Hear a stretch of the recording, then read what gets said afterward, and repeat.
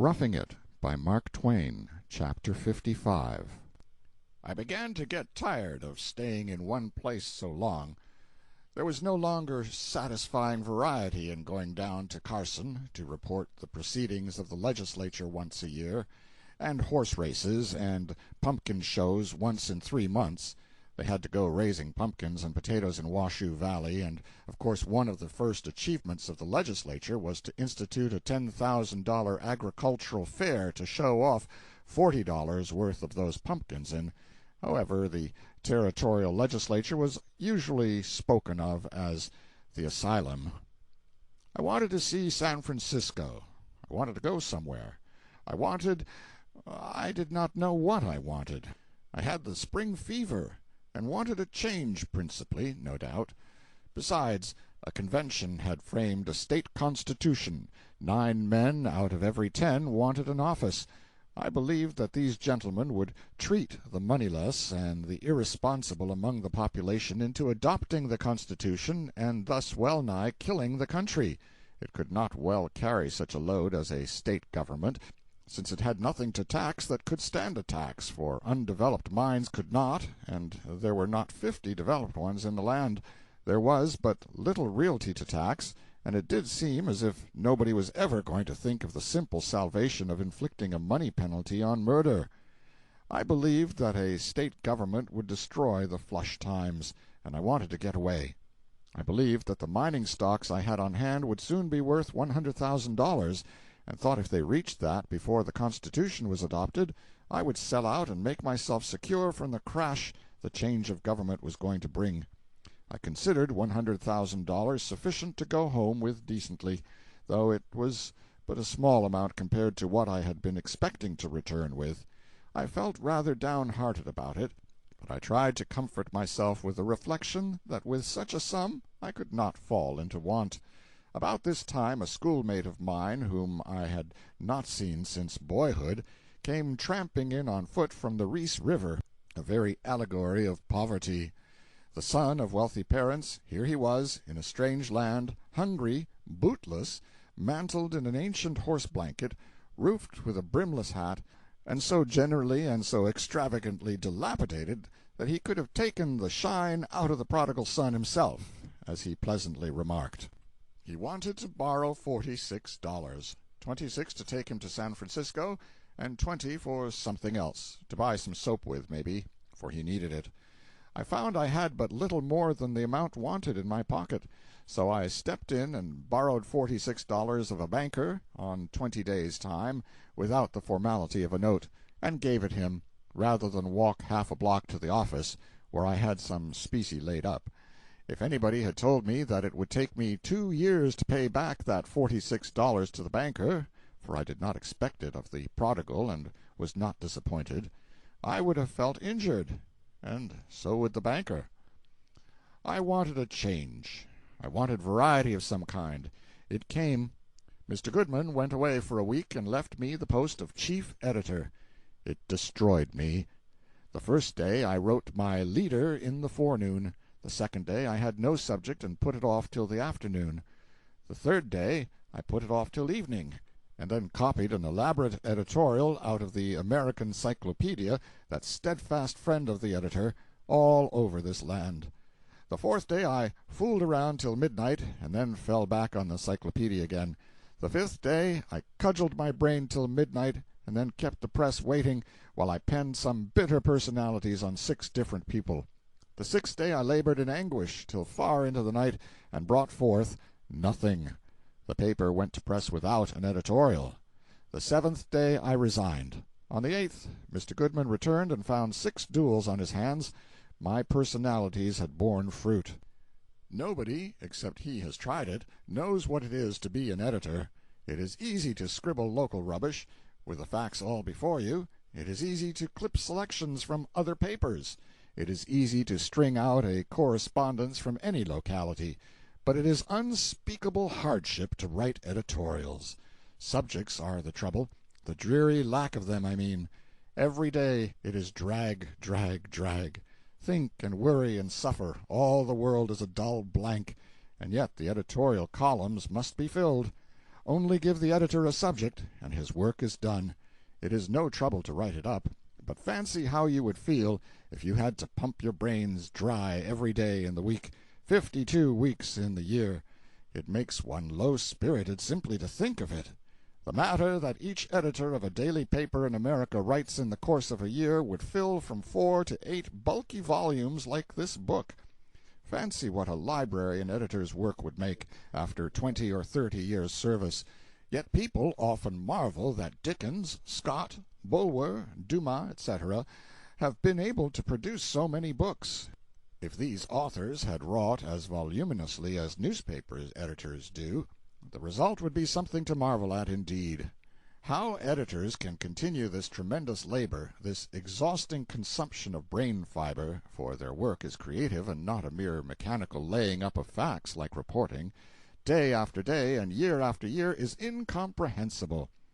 Preachers take 2 months' holiday in midsummer, for they find that to produce 2 sermons a week is wearing in the long run. In truth it must be so, and is so. And therefore, how an editor can take from 10 to 20 texts and build upon them from 10 to 20 painstaking editorials a week, and keep it up all the year round, is farther beyond comprehension than ever. Ever since I survived my week as editor, I have found at least one pleasure in any newspaper that comes to my hand. It is in admiring the long columns of editorial, and wondering to myself how in the mischief he did it. Mr. Goodman's return relieved me of employment, unless I chose to become a reporter again. I could not do that.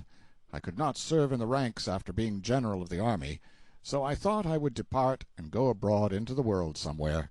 Just at this juncture, Dan, my associate in the reportorial department, told me, casually, that 2 citizens had been trying to persuade him to go with them to New York and aid in selling a rich silver mine which they had discovered and secured in a new mining district in our neighborhood. He said they offered to pay his expenses and give him 1/3 of the proceeds of the sale. He had refused to go. It was the very opportunity I wanted. I abused him for keeping so quiet about it and not mentioning it sooner. He said it had not occurred to him that I would like to go, and so he had recommended them to apply to Marshall, the reporter of the other paper. I asked Dan if it was a good, honest mine and no swindle. He said the men had shown him 9 tons of the rock which they had got out to take to New York, and he could cheerfully say that he had seen but little rock in Nevada that was richer, and, moreover, he said that they had secured a tract of valuable timber and a mill site near the mine. My first idea was to kill Dan, but I changed my mind, notwithstanding I was so angry, for I thought maybe the chance was not yet lost. Dan said it was by no means lost, that the men were absent at the mine again, and would not be in Virginia to leave for the East for some 10 days, that they had requested him to do the talking to Marshall, and he had promised that he would either secure Marshall or somebody else for them by the time they got back. He would now say nothing to anybody till they returned, and then fulfill his promise by furnishing me to them. It was splendid. I went to bed all on fire with excitement, for nobody had yet gone east to sell a Nevada silver mine, and the field was white for the sickle. I felt that such a mine as the one described by Dan would bring a princely sum in New York, and sell without delay or difficulty. I could not sleep, my fancy so rioted through its castles in the air. It was the blind lead come again. Next day I got away on the coach, with the usual éclat attending departures of old citizens, for if you have only half a dozen friends out there, they will make noise for 100 rather than let you seem to go away neglected and unregretted, and Dan promised to keep strict watch for the men that had the mine to sell. The trip was signalized, but by one little incident, and that occurred just as we were about to start. A very seedy-looking vagabond passenger got out of the stage a moment to wait till the usual ballast of silver bricks was thrown in. He was standing on the pavement when an awkward express employee, carrying a brick weighing 100 pounds, stumbled and let it fall on the bummer's foot. He instantly dropped on the ground and began to howl in the most heart-breaking way. A sympathizing crowd gathered around, and were going to pull his boot off, but he screamed louder than ever, and they desisted. Then he fell to gasping, and between the gasps ejaculated, "Brandy! For heaven's sake, brandy!"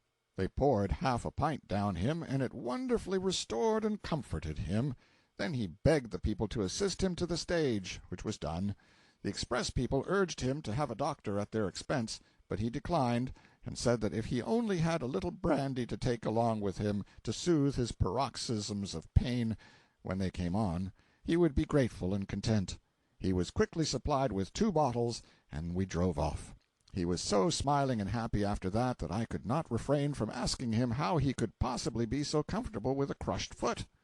"Well," he said, "I hadn't had a drink for 12 hours, and hadn't a cent to my name.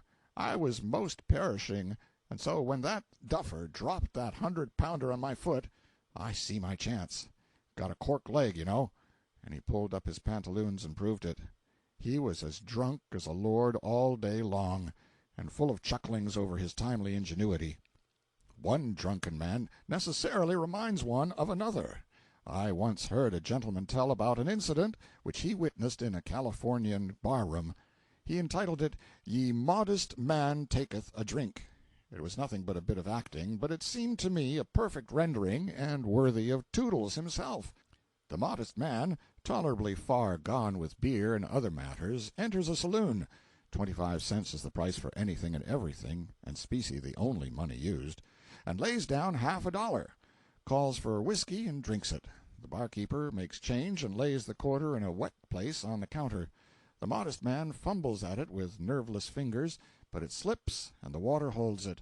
He contemplates it and tries again. Same result. Observes that people are interested in what he is at, and blushes. Fumbles at the quarter again, blushes, puts his forefinger carefully, slowly down, to make sure of his aim, pushes the coin toward the barkeeper, and says, with a sigh, "Give me a cigar." Naturally, another gentleman present told about another drunken man. He said he reeled toward home late at night, made a mistake, and entered the wrong gate. Thought he saw a dog on the stoop, and it was, an iron one. He stopped and considered, wondered if it was a dangerous dog, ventured to say, Begone!" No effect. Then he approached warily, and adopted conciliation, pursed up his lips and tried to whistle, but failed, still approached, saying, "Poor dog, doggy, doggy, doggy, poor doggy dog." Got up on the stoop, still petting with fond names, till master of the advantages, then exclaimed, "Leave, you thief!" planted a vindictive kick in his ribs, and went head over heels overboard, of course. A pause, a sigh or two of pain, and then a remark in a reflective voice, "Awful solid dog. What could he been eating? Rocks, perhaps. Such animals is dangerous." "That's what I say. They're dangerous. If a man wants to feed a dog on rocks, let him feed him on rocks. It's all right. But let him keep him at home, not have him laying round promiscuous where people's liable to stumble over him when they ain't noticing." It was not without regret that I took a last look at the tiny flag. It was 35 feet long and 10 feet wide, fluttering like a lady's handkerchief from the topmost peak of Mount Davidson, 2,000 feet above Virginia's roofs, and felt that doubtless I was bidding a permanent farewell to a city which had afforded me the most vigorous enjoyment of life I had ever experienced. And this reminds me of an incident which the dullest memory Virginia could boast at the time it happened must vividly recall, at times, till its possessor dies. Late one summer afternoon we had a rain shower. That was astonishing enough in itself to set the whole town buzzing, for it only rains, during a week or 2 weeks, in the winter in Nevada, and even then not enough at a time to make it worth while for any merchant to keep umbrellas for sale. But the rain was not the chief wonder. It only lasted 5 or 10 minutes. While the people were still talking about it, all the heavens gathered to themselves a dense blackness as of midnight. All the vast eastern front of Mount Davidson, overlooking the city, put on such a funereal gloom that only the nearness and solidity of the mountain made its outlines even faintly distinguishable from the dead blackness of the heavens they rested against.